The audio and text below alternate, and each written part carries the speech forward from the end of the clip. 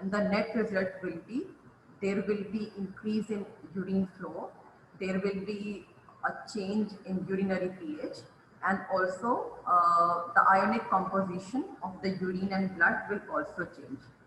Okay, so there are basically 5 classes of diuretics that are available.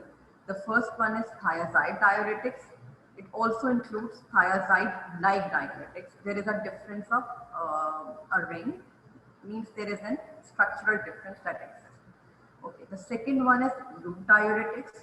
Then we have potassium sparing diuretics, carbonic anhydrase inhibitors, and aldosterone antagonists. Okay, diuretics are very effective in the treatment of in all the conditions in which there is volume overload. In, for example, edema. There are numerous causes of edema. It can be congestive heart failure. It can be pregnancy. It can be due to it can be pulmonary edema as well. So in every, like whenever there is a volume overload, how can you treat it? You have to decrease that volume, and it can only be done by giving diuretics. Other conditions are nephrotic syndrome, diabetes insipidus, hypertension, cirrhosis, and so there is a long list of diseases. And in all those conditions, there should be one common thing, and that is what? That is volume overload. Okay. So I don't want to discuss, like I know that there is a, you all know that kidney has 1.3 million nephron, but what I want you to overview is this, that before to understand the action of diuretics, it is very essential to understand how kidney forms urine. But definitely for the detailed ionic secretion, detailed mechanism, you have to, and if you want, you can consult your physiology textbooks. Okay, so first of all, this is a renal corpuscle, and it basically generates the glomerular filtrate that is composed of water, ion, and small molecules. Now this filtrate moves into the proximal convoluted tubule. Proximal convoluted tubule is the first part of the tubule after the renal corpuscle, and it absorbs this place can absorb 100% of glucose and amino acid, and a lot of bicarbonate, like somewhere around 90%, and the other ions, for example, sodium, potassium, and water, approximately 60%. And this tubule also secretes ammonium and creatinine as well. So now the filtrate moves into the loop of Henle.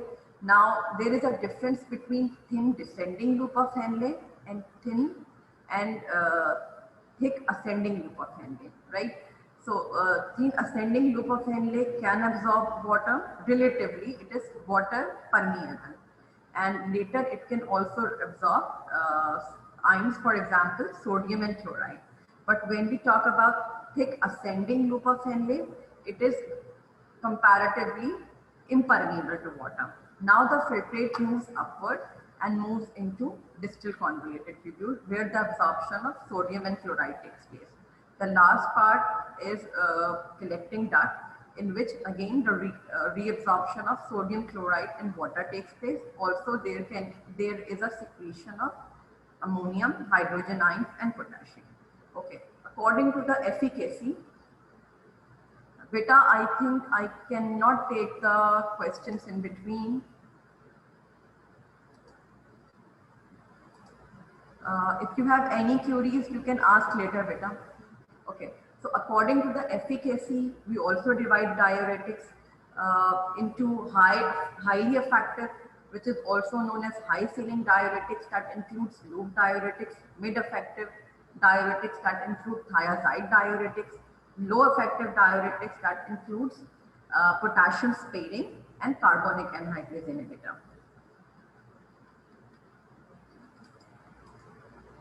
Okay, so let's move towards, this is a summary before proceeding. Okay, let's move towards our first diuretic, that is carbonic anhydrase inhibitor. Where does it act? First of all, let's see. It will act at proximal convoluted tubule. Okay, now we are zooming it, that we are zooming a cell of the tubule. This is the proximal convoluted tubule. The right side is showing the blood and the left side is showing the urine. Okay, so there is a sodium hydrogen exchanger that is present here, and via this exchanger, sodium is transported inside and in the exchange of hydrogen. Now this hydrogen binds with bicarbonate and form carbonic acid. Now carbonic anhydrase, like I am discussing the normal physiology, then later we will inhibit it and see what is going to happen. Then in the presence of carbonic anhydrase, this carbonic acid divides into water and carbon dioxide, and this carbon dioxide again it transports inside the cell, and with the water it forms carbonic acid in the presence of carbonic anhydrase. Okay, don't forget that there is a sodium potassium ATPase pump that is present at the basolateral side of the cell, and it takes the sodium inside the blood in the exchange of potassium. Okay. So now what carbonic anhydrase will do, I will tell you. So this is the normal physiology. Okay. First of all, carbonic anhydrase in this category, the prototype is acetazolamide. Mechanism of action is this, that it basically inhibits carbonic anhydrase in all parts of the kidney, but predominantly in the proximal convoluted tubule. They reduce bicarbonate reabsorption and concomitant sodium reuptake. And as we all know that carbonic anhydrase catalyzes the reaction of the formation of carbonic acid. Okay, and as a result, there is a hyperchloremic metabolic acidosis. Okay, let's see it again. Okay, so we are going to, by giving carbonic anhydrase inhibitor, we are going to inhibit this exchanger. Now what happens? Sodium cannot be transported inside and hydrogen cannot be exchanged outside. As a consequence, there will be more sodium outside. When there will be more sodium, it's a rule of thumb, when there is sodium, sodium will also take water with it. So this sodium, and there is lesser hydrogen. So sodium along with bicarbonate and water is excreted out. And this is how the diuresis takes place. Okay. So, and it will also leads to, and in this is the same procedure that leads to hyperchloremic metabolic acidosis. Okay, so what are the conditions of prescribing carbonic anhydrase inhibitor? First of all, in glaucoma. In glaucoma, how does it help? Basically, in the ciliary body of the eye, bicarbonates are present, and these carbonate ions, if we will prescribe carbonic anhydrase inhibitor, these carbonate ions are going to be inhibited. Therefore, there will be decrease in ocular pressure. It will help in urinary alkalinization, and in acute mountain sickness, acetazolamide is again helpful. How it is going to help? Because in the choroid plexus, bicarbonate ions are secreted. So if we are going to inhibit bicarbonate ion, acute mountain sickness can be improved. Apart from this, because of acidosis, there will be hyperventilation, and again it will be beneficial in acute mountain sickness. Then in metabolic alkalosis, we can prescribe it, and miscellaneous uses are epilepsy and hypokalemic periodic paralysis. Okay, now let's see adverse effect and contraindication. First of all, hyperchloremic metabolic acidosis, because there is a chronic reduction of bicarbonate, and there is a tendency of renal stone, especially of phosphate and calcium ion, and also there is renal potassium wasting. Now this is the mechanism what you should understand, that how it is going to enhance potassium wasting. Basically what happens, we will discuss the same mechanism goes for loop and thiazide diuretics, and I will tell you this in detail later, that how renal potassium wasting is going to take place. Okay, the second diuretic is loop diuretic. Okay, so this is the, again, let's see where does it act. Loop diuretic basically act at distal convoluted tubule. Okay. Basically, loop diuretics act at loop ascending, thick ascending loop ascending. Okay. So this is again we are going to zoom in. Now this is the thick ascending limb. Now you can see that there is a sodium potassium 2 chloride co-transporter that is present here. Okay. Now what does it do? It basically transports sodium potassium 2 chloride inside the lumen, inside the cell, and via sodium potassium exchanger, sodium is taken inside the blood. Okay. Now there is there is more potassium inside, so there will be more positivity. To get rid of that positivity, there is another potassium channel that is present here, and to reduce the positivity, this potassium will leak out.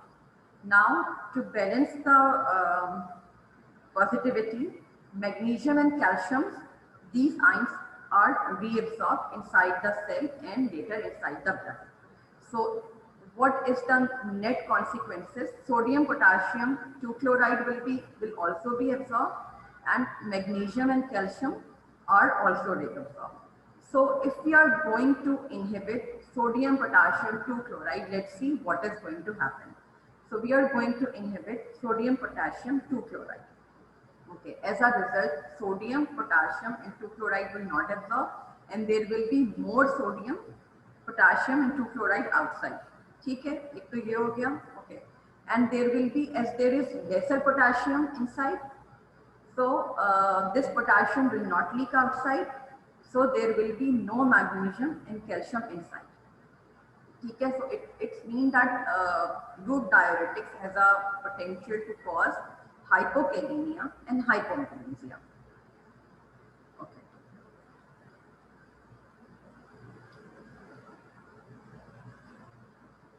So loop diuretics are also known as high ceiling diuretics. They are very potent. Okay. Which drugs come under the heading of loop diuretics? Furosemide, toracimide, bumetanide, ithaclinic acid, they all come under the heading of loop diuretics. But we do remember that furosemide, toracimide, and bumetanide are sulfonamide derivative, while ithaclinic acid is a non-sulfonamide derivative.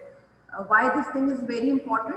Because in the case of sulfur allergy, if a patient is allergic to sulfur, which is not very rare, you can easily find patients having sulfur allergy everywhere.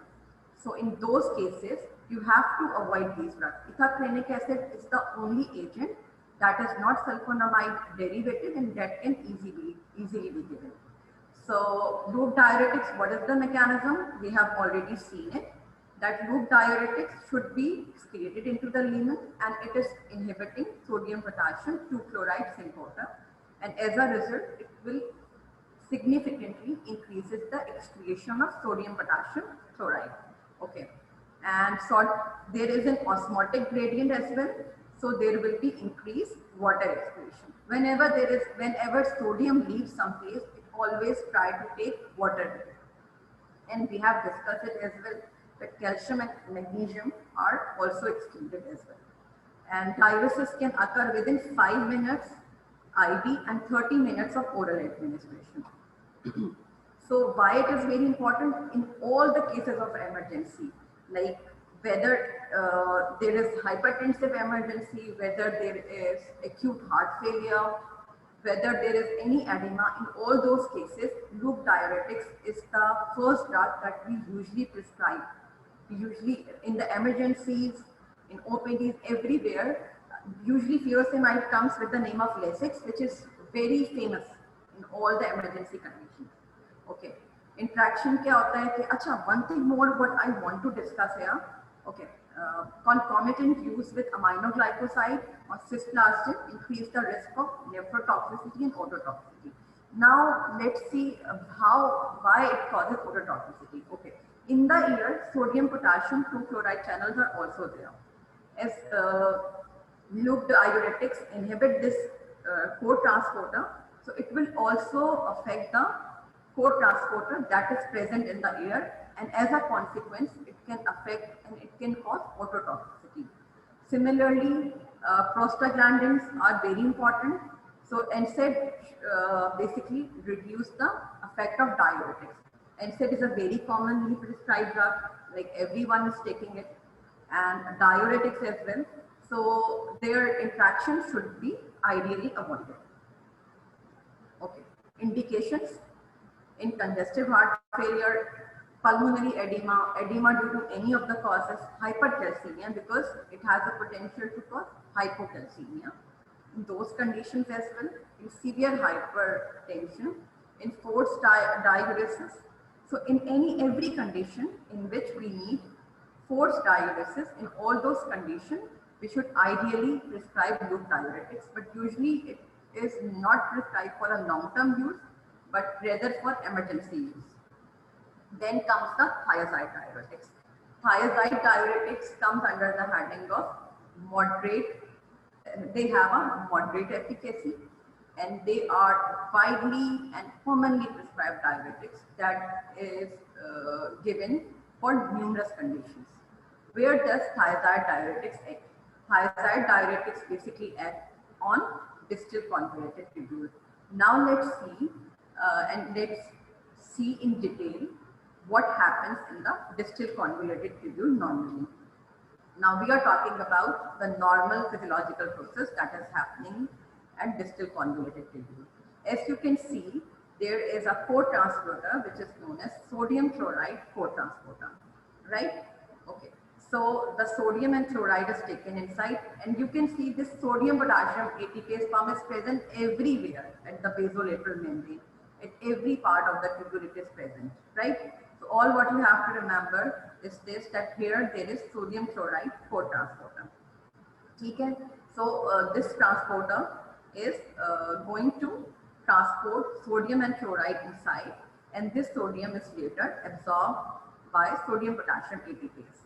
Okay, don't forget that there is another channel for calcium which is under the influence of parathyroid hormone, and with the exchange of sodium, this calcium is going to absorb. Okay, so this is the basic physiology of distal convoluted tubule.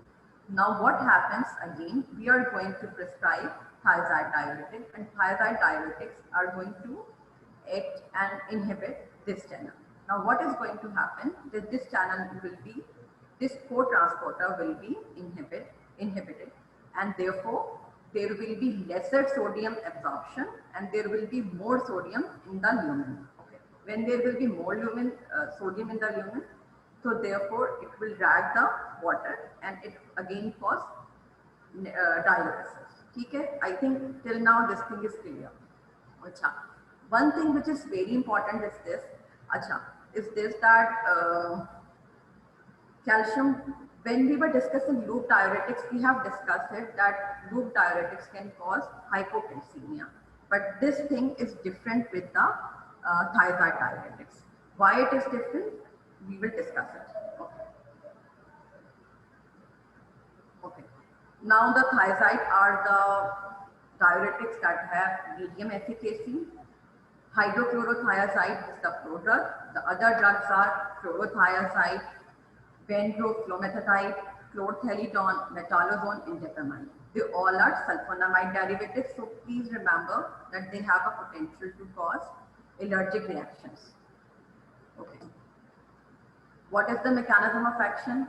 Thiazide are secreted by proximal tubule, but they work in distal convoluted tubule. They are going to inhibit sodium chloride symporter, and therefore there will be increased sodium chloride excretion in water.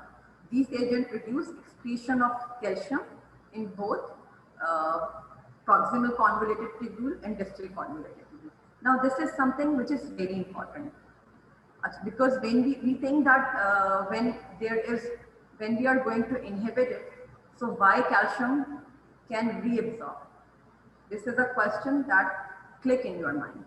So first of all, what I have read everywhere is this, in the books it is written that this calcium thiazide, first of all, it potentiates the calcium absorption. How?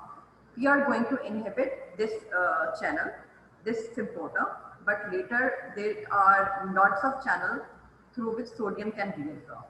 And just by the exchange, it potentiates the calcium reabsorption. As a result, it can cause hypercalcemia.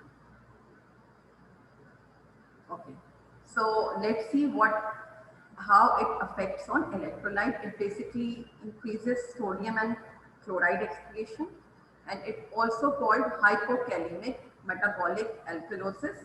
Why? By excreting potassium, and also by inhibiting, it also has a potential to cause hyperuricemia. Why it has a potential to cause hyperuricemia? Because furosemide and other drugs, they basically they compete with uric acid. So as a consequence, they inhibit uric acid secretion. So as the net result will be hyperuricemia. That is something very peculiar about thiazide diuretic. Then there is decreased calcium excretion. As a consequence, it has a potential to cause hypercalcemia. So all those women or all the patients who have osteoporosis, thiazide diuretics is a wonderful choice for them. Okay. It also increases magnesium excretion. Adverse effect क्या है? Hypokalemic metabolic alkalosis, because there is an increased secretion of potassium. Acha, please remember this thing, that whenever there is hypokalemia, there are lots of toxicities that are related with the low potassium level. For example, it can increase the risk of digitalis toxicity, and it can also cause hyponatremia, and it can also cause hyperglycemia. Now, what is the link between hyperglycemia and thyroid? Do you have any idea? Can you recall it? What actually happens that whenever there is hypokalemia always interact and impair pancreatic release of insulin. It has whenever there is a hypokalemia, the secretion of insulin will be disturbed. So as a consequence, hyperglycemia can happen. Okay, so it can also have the potential to cause hyperlipidemia, hypercalcemia. Long term, it is good for allergy. It has a potential to cause allergic reaction because of its structure, because it's a sulfonamide derivative. So it has a consequence. Okay, so in which condition thiazide diuretics are indicated? In congestive heart failure, hypertension, diabetes insipidus, and calcium calculi. Don't forget that thiazide is one of the most commonly prescribed drugs, and it is usually prescribed solely in the hypertension and sometimes with other antihypertensive agents. So one thing I want to mention here is this, that see, directly potassium, they have a potential to cause hypokalemia. Okay? How they are going to potentiate hypokalemia is by this, that यहाँ तो potassium absorb नहीं हो रहा, but क्या हो रहा है, that sodium will goes from the distal conjugated tubule. This sodium, there will be more sodium in the urine. Is this thing clear to everyone? Okay, this sodium will definitely goes where? This sodium will definitely moves downward towards the collecting tubule. So all the causes of hypokalemia is because of the collecting tubule. Okay. Now let's see. We will discuss it when we will discuss it. Okay. The second, the next class of the diuretics is potassium sparing diuretics. Okay. Potassium sparing diuretics acts on collecting duct. Okay. In collecting duct, there are two types of cells. First of all is the principal cell and intercalated cell. In principal cell, there are independent two channels. One is for sodium and one is for potassium. And don't forget that there is a presence of aldosterone. Aldosterone, under the influence of aldosterone, sodium is taken inside and potassium is transported outside into the urine. Okay? So what does aldosterone do? Aldosterone basically, it increases the transcription to form more channels for sodium and potassium, for more sodium channels. Okay? So this sodium potassium ATPase pump is present everywhere, as we have discussed it. So this sodium will be moved inside the interstitium by this sodium potassium ATPase. अच्छा, first of all एक physiology पहले like ये चीजें करते हैं कि when we were discussing loop diuretics and thyroid, we were saying that they have a potential to cause hypokalemia. वहां पर potassium was not secreted. So how, what happens and how they potentiate to cause hypokalemia? होता ये है कि like there is more sodium in the lumen because we have inhibited either we have talking about whether it is loop diuretics, thiazide diuretics, there is more sodium in the lumen. Now this sodium will come here into the collecting tubule, and we haven't prescribed potassium sparing diuretics, so this channel is intact. This channel is functioning as it is doing normally. So there is more sodium, so this sodium will be absorbed inside, and as a result, this potassium will leak outside to balance the positivity inside the cell. This can lead to hypokalemia. That's why hypokalemia is a very important consequence and an adverse effect of both loop diuretics and thiazide diuretics. ठीक है? अच्छा, don't forget that we have some aquaporin channels here through which water is also reabsorbed inside the interstitium.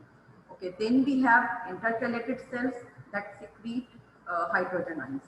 Hopefully this is the normal physiology and it must be like hope तुम लोगों को ये चीजें clear होंगी. Now let's see what potassium sparing diuretics are doing. Potassium sparing diuretics, first of all, see they are divided into sodium channel inhibitors that includes amiloride and triamterene and aldosterone antagonist. Sodium channel inhibitor, as the name indicates, it basically inhibits sodium reabsorption and reduce potassium secretion and leading to potassium retention. Then we have aldosterone antagonist, which include spironolactone and aprenon. Don't forget that they are steroid derivative. That's why spironolactone have a potential to cause anti-androgenic side effects. ठीक है? Okay. So aldosterone induces the expression of sodium potassium ATPase channel and sodium channels. ठीक है? Okay. So what is going to happen here? That this channel will be inhibited. ठीक है? So there will be no sodium inside.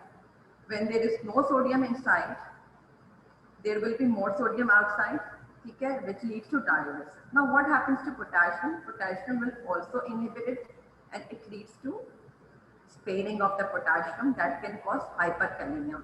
So this is the only class of diuretics that can save the potassium. Okay. Now let's move forward. They are basically weak diuretics and usually given in the combination with other diuretics. Like for example, if we have like all the diuretics has a potential to cause hypokalemia, by prescribing potassium sparing diuretics, we can counter that effect. Okay, and don't forget that spironolactone has a steroid ring and has a potential to cause anti-androgenic effect.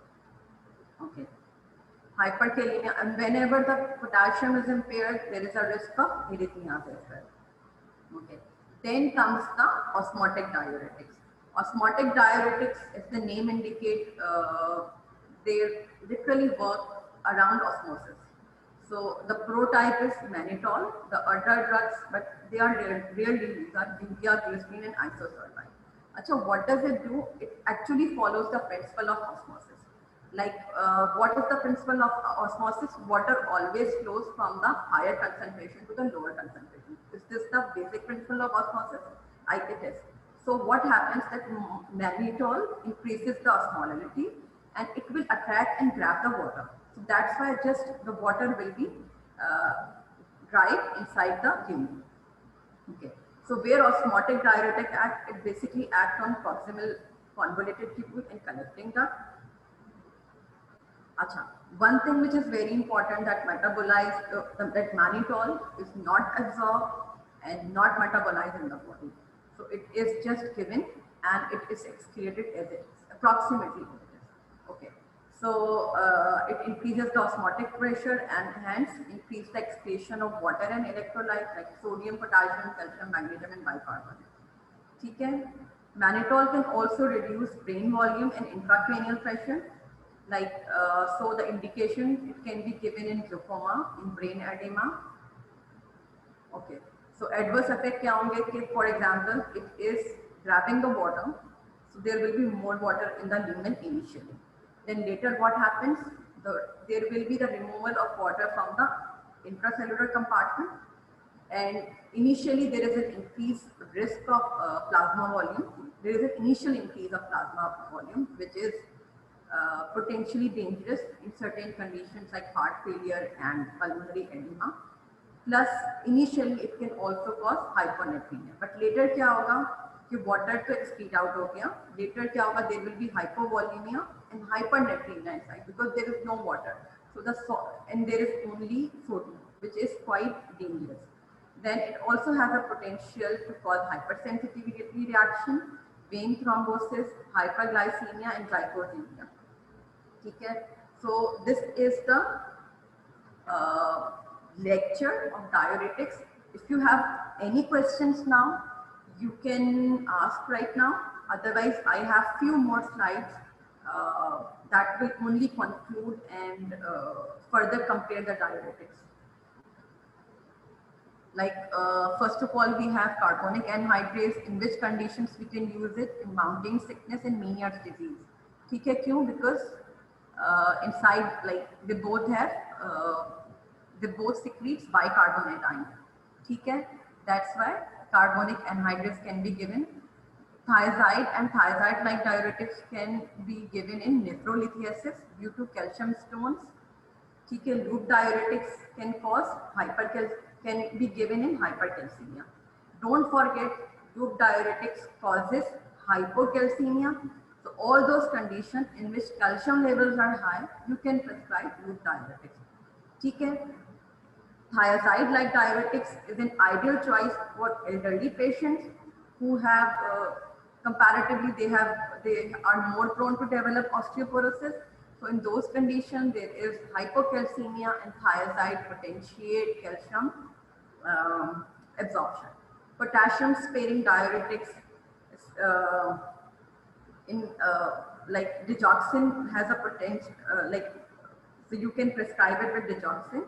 Osmotic diuretics कहाँ देंगे? To increase intracranial pressure and lithium toxicity. To decrease intracranial pressure. Okay. So let's see digitalis selective drug diuretic interactions. If we will give diuretics digitalis, loop and thiazide diuretics, because there will be hypokalemia, so digoxin toxicity can be exacerbated. For example, if you will give ACE inhibitors can have a potential to cause hyperkalemia. Now, potassium sparing also cause hyperkalemia, then the net result will be arrhythmia. Aminoglycoside, we have discussed it, that the furosemide has a potential to cause ototoxicity because of the presence of sodium potassium 2 chloride ions in the air. Acha, beta, I am here to receive. If you have any queries, you can ask. You can raise your hands and you can ask any question, because I am just revising the things. Okay. Then we have steroids.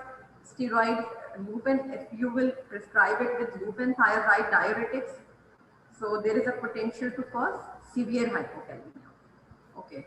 And don't forget that NSAID decreased diuretics effect, and this is something very common, like both of the drugs are commonly prescribed together. Because elderly patients को देंगे, उनको यकीनन कोई ना कोई pain होगा.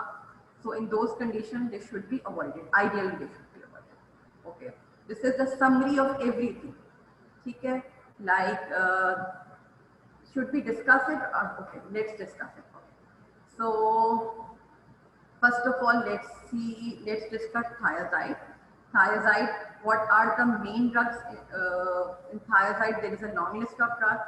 We have hydrochlorothiazide, indapamide, and a long list. Okay. Side effects, they have a potential to cause sulfonamide hypersensitivity, hypokalemia and alkalosis, hypercalcemia, hyperuricemia. Why they are causing hyperuricemia?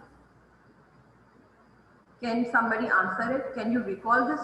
Okay, hyperglycemia, why they have a potential to cause hyperglycemia and hyperlipidemia. Okay, uses क्या है? Hypertension, CHF, nephrolithiasis, nephrogenic diabetes insipidus. Then there is group diuretics that contains ithacrenic acid and furosemide. Don't forget that ithacrenic acid is the only drug that is structurally is not non-sulfonamide diuretic. Okay. So side effects क्या हैं इसके? Hyperuricemia, ototoxicity, hypomagnesemia, hypocalcemia, hypokalemia, and sulfonamide hypersensitivity. Don't forget that loop diuretics cause hypocalcemia, while thiazide causes hypercalcemia. Okay. Then we have carbonic anhydrase inhibitors, in which conditions we can prescribe it: in glaucoma, mountain sickness, metabolic alkalosis. Side effects are bicarbonate-urea and acidosis, because bicarbonate is not absorbed, so definitely there will be bicarbonate-urea. There is hypokalemia. Apart from potassium-sparing diuretics, every diuretic has a potential to cause hypokalemia, hyperchloremia, paresthesia, renal stones, and sulfonamide hypersensitivity. Then we have osmotic diuretics. Osmotic diuretics only has those side effects that are relevant to hypovolemia. Okay. Then we have potassium-sparing diuretics that include amiloride and triamterene, and like this is sodium channel blocker. And we have spironolactone and aprenon, which are aldosterone antagonists. So uses क्या करेंगे? Adjunct to wasting diet, potassium wasting diuretics. Whenever we have to correct the potassium wasting, especially because of diuretics, we can easily prescribe potassium sparing diuretics in a combination. Usually a combination of thiazide and potassium sparing is given. Group diuretics we usually don't prescribe it for the regular use, only for the emergency condition. Okay. So spironolactone, there is a potential to cause hyperkalemia, acidosis, and don't forget the anti-androgenic side effects of spironolactone. Okay. I think this is the whole lecture of diuretics. Kindly go through it. Don't forget to read it, because it has lots of. If you are good in physiology, if you have a good command in renal physiology, you can easily learn diuretics. So and don't forget to memorize the classification, because classification is very important in pharmacology.